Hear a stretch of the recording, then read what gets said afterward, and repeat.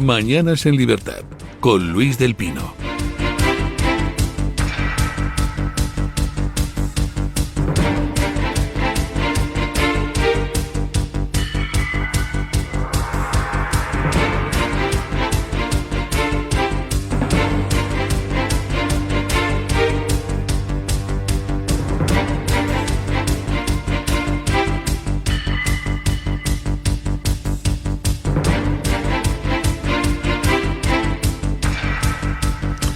Ocho y un minuto, 7 y un minuto en las Islas Canarias. Vamos con las noticias de las 8 con la ayuda de doña Carmen Carbonell. Actualizamos la información a esta hora de la mañana contándoles que el Tribunal Supremo ha citado como investigado al fiscal general del Estado, Álvaro García Ortiz, por un presunto delito de revelación de secretos, aunque no hay fecha aún para ello. La decisión llega tras interrogar a la fiscal superior de Madrid, Almudena Lastra, sobre los mensajes claves en el caso. Lastra y otros testigos, como el fiscal de delitos económicos, Julián Salto, así como a responsables de comunicación de la Fiscalía, declararán el próximo día 16 de enero. Ya saben que la investigación se estaba complicando porque el móvil de García Ortiz fue borrado antes del inicio de la causa y que el propio fiscal cambió de móvil. Pues hoy hemos conocido que otros 2 altos cargos de la Fiscalía cambiaron sus teléfonos móviles tras el registro del teléfono de su jefe, lo que amplía las pesquisas sobre posibles filtraciones. ¡Caramba!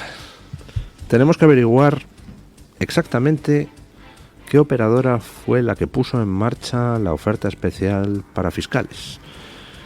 ¿Es usted fiscal de la cúpula de García Ortiz? Cambie su móvil con un 50% de descuento antes de 3 días del registro de García Ortiz. No sé. ¿Esta epidemia de cambios de móviles?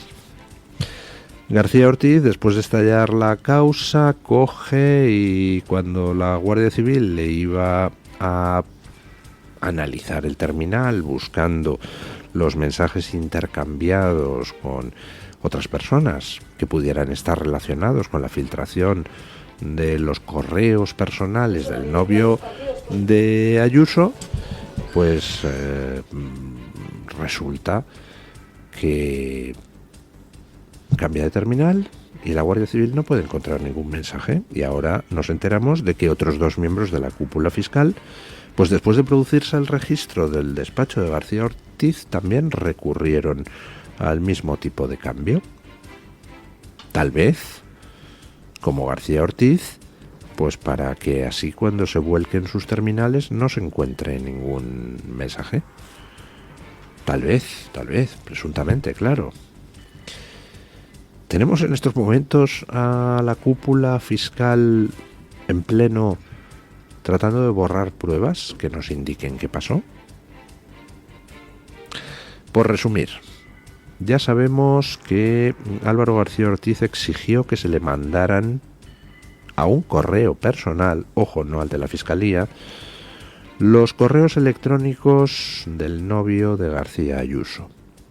Y sabemos que los recibió. En el otro extremo sabemos, gracias a Juan Lobato, que en Moncloa alguien recibió esos correos electrónicos y pretendió utilizar a Lobato para hacerlos públicos en la Asamblea de Madrid. Y Lobato, que tiene cara de niño bueno, pero de tonto no tiene un pelo, dijo que verdes las han segado y que él no se prestaba a esa operación. Sabemos, por tanto, que García Ortiz recibió esos correos electrónicos, sabemos que luego esos correos electrónicos aparecieron en Moncloa antes de que los tuvieran los medios, y entre medias, pues no sabemos cuál es el hilo conductor, lo sospechamos, es decir, sospechamos que García Ortiz pues mandó los correos electrónicos a alguien de Moncloa o a alguien que a su vez se lo mandó a alguien de Moncloa, pero falta demostrar fehacientemente esa conexión. Y ahí es donde entran los borrados de García Ortiz y, por lo que vemos, de otros 2 miembros de la cúpula fiscal. Alguien intenta que no veamos cómo se produjo el viaje de esos correos desde los móviles de la Fiscalía hasta los móviles de la gente de Moncloa. Tenemos en estos momentos el borrado de correos como indicio de que ahí hay tomate Y tenemos también otro hecho curioso, que es el cese de Ion Antolín, nombrado secretario de Estado de Comunicación y cesado o dimicesado 20 días después de que saliera por las investigaciones realizadas que estaba relacionado con lo que era la utilización desde Moncloa de los correos del novio de Ayuso para tratar de restregárselos en la cara a Ayuso a través de Juan Lobato, el ex líder del Partido Socialista de Madrid. Todos intuimos qué fue lo que pasó. Falta demostrar qué pasó. ¿Se podrá demostrar a pesar de la epidemia de borrados que parece haber aquejado a los miembros de la cúpula fiscal, a los que les entró de repente la urgencia por cambiar de terminal móvil? Pues sí, se podrá demostrar. Lo que pasa es que habrá que oficiar a los servidores de correo. Ha oficiado ya el juez a WhatsApp para que certifique los mensajes enviados y recibidos por Álvaro García Ortiz, porque incluso si esos mensajes están cifrados extremo a extremo y tal, pues en los servidores consta los mensajes enviados y recibidos a cada terminal. Por ejemplo, aunque yo borre mis mensajes de WhatsApp, en el servidor de WhatsApp consta que a las 7:34 del día tal mandé un mensaje a fulanito que tiene el teléfono tal. Eso consta en los servidores. Eso no está sometido a cifrado. Por tanto, pues yo sugeriría al señor juez que oficie a WhatsApp para que mande el historial de intercambios de mensajes. Bueno, mientras García Ortiz y la cúpula fiscal, siempre presuntamente, están dedicándose no a combatir el delito, sino a tratar de borrar pruebas de los presuntos delitos que afectan al jefe de la Fiscalía, pues nos llegan noticias de que el País Vasco ha encontrado la solución a los problemas de falta de nivel educativo. Si en las estadísticas sale que el nivel educativo es pésimo, pues es muy fácil el asunto. Con no salir en las estadísticas, arreglado. Escuchen. Les hablamos ahora del nivel educativo de nuestro país a raíz de una información preocupante. El País Vasco se borra de la mayoría de las evaluaciones internacionales. Los malos resultados académicos de la última prueba global fueron muy sonados y provocaron un auténtico cisma en la comunidad educativa. El único control externo que van a mantener es el informe PISA, que el pasado año sirvió para constatar la tendencia errática del País Vasco. De hecho, el País Vasco fue la comunidad autónoma que más retrocedió en la última década, junto con Navarra y Cataluña. Bueno, pues resulta que el País Vasco tiene cada vez peores resultados en todas las pruebas de evaluación académica. ¿Cuál es la solución? Pues nada, dejamos de participar en las evaluaciones de nivel internacional y en las evaluaciones que hacemos a nivel interno, según publicaba El Correo hace unos días, pues directamente no hacemos públicos los resultados. Preguntada por el tema la consejera de Educación vasca, pues dice que bueno, que no hacen públicos los resultados de las pruebas académicas realizadas aquí a nivel local, tipo PISA y tal, porque bueno, los resultados ya los tienen los profesores, que son los que tienen que aplicar las soluciones. ¿Qué está pasando en el País Vasco? Pues que el País Vasco se ha dedicado desde hace decenios a implantar una política lingüística mediante la cual se trata de imponer educativamente el uso de un idioma completamente artificial, porque el vasco moderno es un idioma inventado artificialmente mediante fusión de los distintos dialectos de vascuence, a menudo ininteligibles entre sí, que existían. Es una especie de engendro moderno en el que muchísimas palabras no existían antes de 1890. tipo Lehendakari, tipo Icurriña. Les recomiendo la lectura del Bucle melancólico de John Juaristi, muy ilustrativo de todas estas mamarrachadas lingüísticas. ¿Y cuál es el efecto que ha tenido esa imposición del vascuence artificial que se han sacado de la manga en el campo académico? Pues el efecto ha sido demoledor.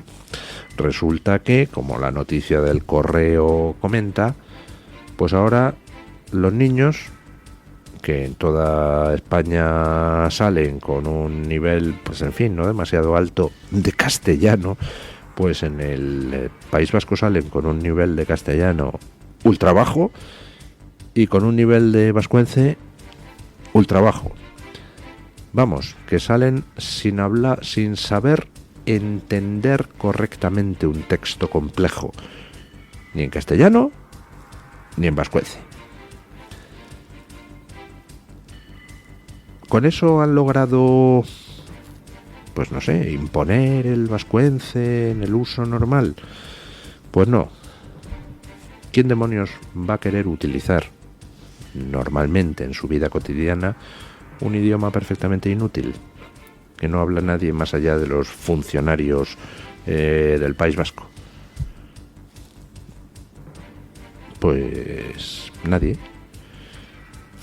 Se van ustedes a las pruebas del carné de conducir en Álava y resulta que la inmensísima mayoría pues las hacen en castellano. ¿Quiénes las hacen en vasco? Pues 4 y el tambor. ¿Por qué?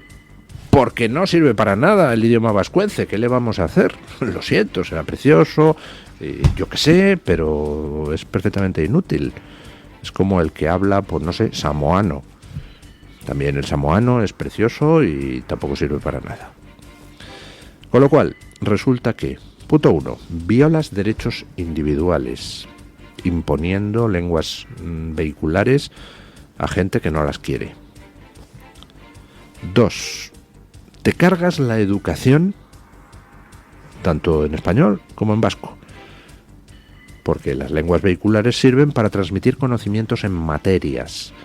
Si resulta que utilizas una lengua vehicular abstrusa para transmitir conocimientos de lengua, de matemáticas, de historia, de lo que llamábamos sociales, ciencias naturales, pues al final resulta que el niño ni sabe de matemáticas, ni sabe de lengua, ni sabe de historia, ni sabe de ciencias naturales.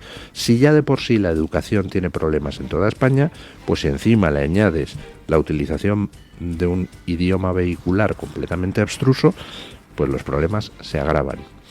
Y tercero, todo eso, es decir, la vulneración de los derechos individuales y el cargarse la educación, la transmisión de contenidos, resulta que encima tampoco sirve para que la gente use más el vasco, porque como no sirve para nada, pues la gente no lo usa. Y como al final, pues estamos en un mundo muy globalizado y existen contenidos accesibles a través de las redes y a través de los canales de televisión que en su mayoría están en castellano, que es lo que la gente consume, pues entonces resulta que el uso social del vasco no va a ningún lado. Pues qué bien, ¿no? Vulneras derechos, te cargas la educación y encima no sirve para absolutamente nada desde tu punto de vista nacionalista separatista. Pues nada, oiga, eso además lo combinas con la importación de inmigración procedente de territorios donde no se hable español y ahora lo que te encuentras es un País Vasco analfabetizado y con unos problemas de inseguridad de 3 pares de narices. Pues nada, pleno al 15, queridos. Bueno, Yolanda Díaz es un 0 a la izquierda, incapaz de hacer la O con un canuto o de hablar un párrafo de manera inteligible. Yolanda Díaz, te pones a escucharla y dices, ¿Pero qué ha dicho? O sea, si es que no sabe ni realizar las concordancias más simples en una frase. Eso sí, pone cara de... así como de sonrisa... y habla como si estuviera delante de una audiencia de Barrio Sésamo. Pero decir, dices, ¿qué ha dicho? Bueno, pues no es solo que uno no sepa lo que dice, es que además resulta que hace campañas publicitarias y tampoco nos enteramos. Eso sí, se gasta una pasta, escuchen. Yolanda Díaz se gastó más de 600.000 euros en 4 campañas publicitarias durante el año 2023. Según publica The Objective, con datos revelados del portal de transparencia, las campañas fueron 4. La del Día del Trabajador, la del trabajo decente, la de la desconexión digital y la del trabajo a la intemperie.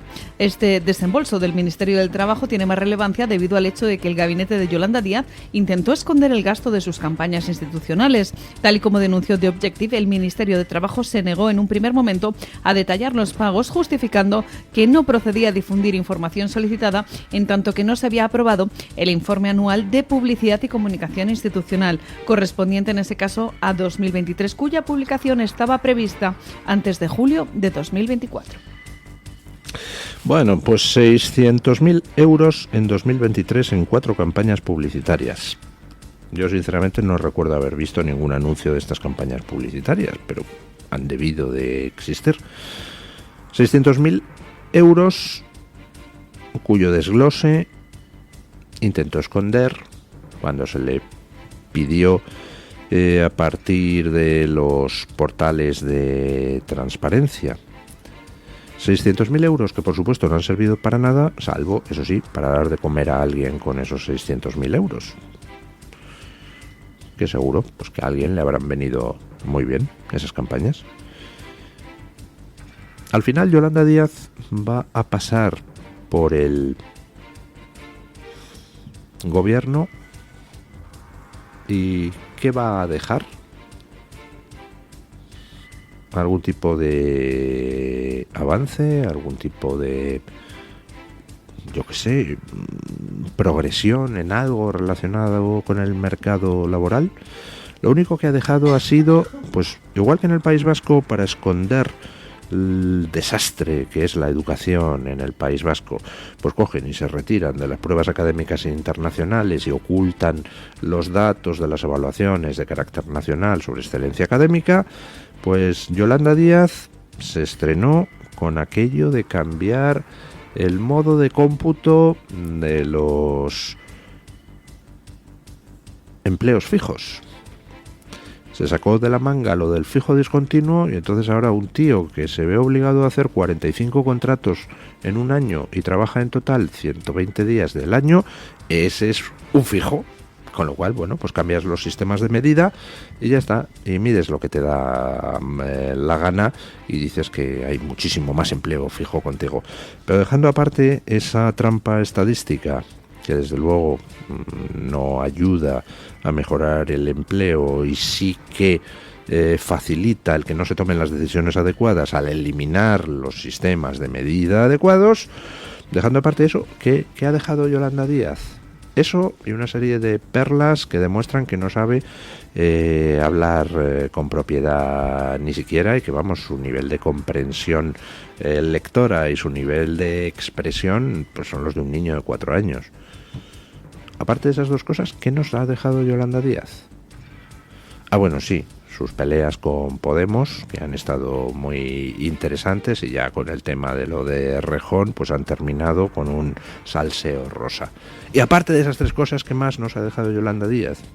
Pues nada de nada.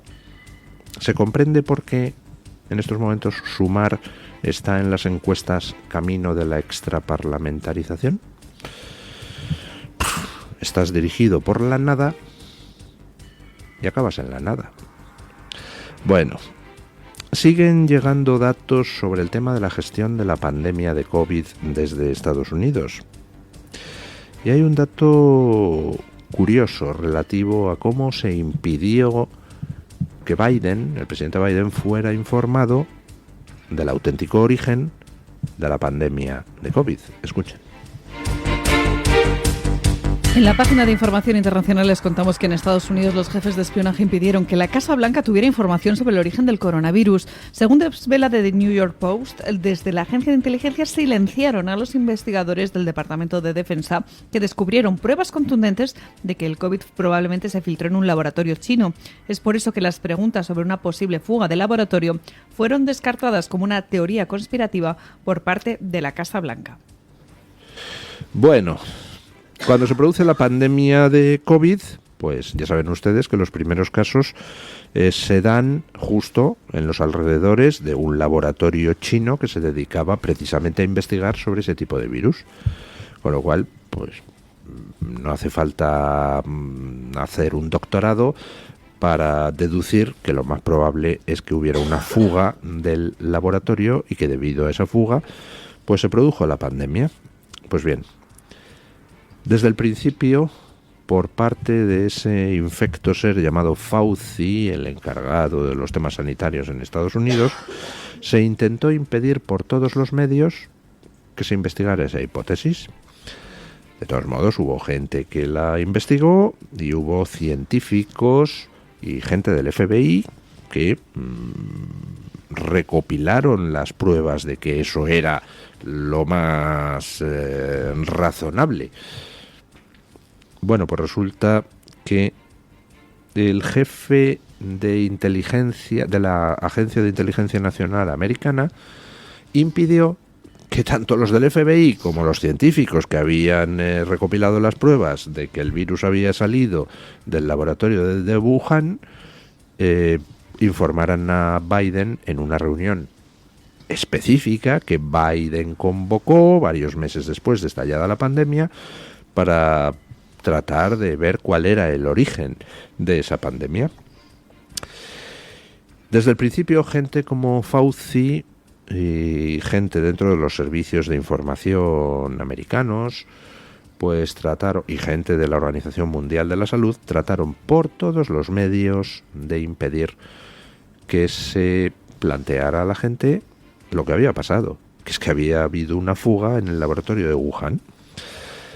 Y muy posiblemente, pero esto ya es disquisición personal, las razones para no querer que se profundizara en eso, pues son que es que algunas de las investigaciones que se llevaban a cabo en el laboratorio de Wuhan estaban financiadas por dinero americano en acuerdos de cooperación con China. Y entre esos proyectos de investigación, pues hombre, aparece el nombre precisamente de Fauci. Investigaciones en las que se trataba de determinar, pues, cómo se podía regular la agresividad de este tipo de virus, etcétera, etcétera, etcétera. Bueno, pues poquito a poquito vamos sabiendo más cosas de lo que ocurrió con aquella pandemia donde asistimos tanto a una catástrofe de carácter humano, con la muerte de millones de personas, como a una catástrofe de carácter social porque se puso en marcha una auténtica campaña de encubrimiento y una campaña de manipulación social que resulta, visto a toro pasado, de lo más siniestro. Bueno, vamos con don Alejandro Baños para que nos cuente qué trae hoy Voz Media en portada. Buenos días, don Alejandro. Muy buenos días, hoy en Voz Media les informamos de la agenda progresista de una de las páginas web más visitadas del mundo. Hablamos de Wikipedia, que durante el curso 2023-2024 desembolsó más de 50 millones de dólares en iniciativas que fomentan la inclusividad y la igualdad, es decir, las conocidas como políticas DEI. Este gasto supone casi el 30% del presupuesto que Wikipedia tenía para el último periodo. Esta cifra ha provocado una oleada de críticas provenientes incluso desde personalidades como Elon Musk, que ha pedido a los donantes de Wikipedia que corten el dinero que conceden a la cuarta página web más visitada del planeta. Seguimos con Joe Biden porque el presidente ha firmado una ley para convertir al águila calva en el ave nacional del país. Recordemos que la imagen de este pájaro se ha usado en muchos emblemas de los Estados Unidos, como puede ser el sello oficial del país. Ya que hablamos de aves, vamos a volar hasta Oriente Medio porque el ejército de Israel bombardeó el aeropuerto de la capital de Yemen como parte de su operación para acabar con los terroristas hutíes. Hay que subrayar que en el momento del ataque el director de la Organización Mundial de la Salud, Tedros Ghebreyesus, se encontraba en el aeropuerto, aunque no ha resultado herido. De Oriente Medio nos desplazamos al este asiático. China ha amenazado con literalmente aplastar a Taiwán después de que Estados Unidos haya enviado su último paquete de ayuda militar. Recordemos que el régimen comunista de Xi Jinping sigue considerando a Taiwán como parte de China y tratará de neutralizar cualquier tentativa separatista, tal y como dice el gobierno chino. Terminamos con Rafael porque una de las grandes estrellas de la música de nuestro país se ha visto obligado a cancelar su gira por Norteamérica tras ser diagnosticado con un linfoma cerebral. Ya saben que para ampliar estas informaciones y conocer otras noticias pueden visitar nuestra página web voz.es y nuestras redes sociales. Muchísimas gracias, don Alejandro.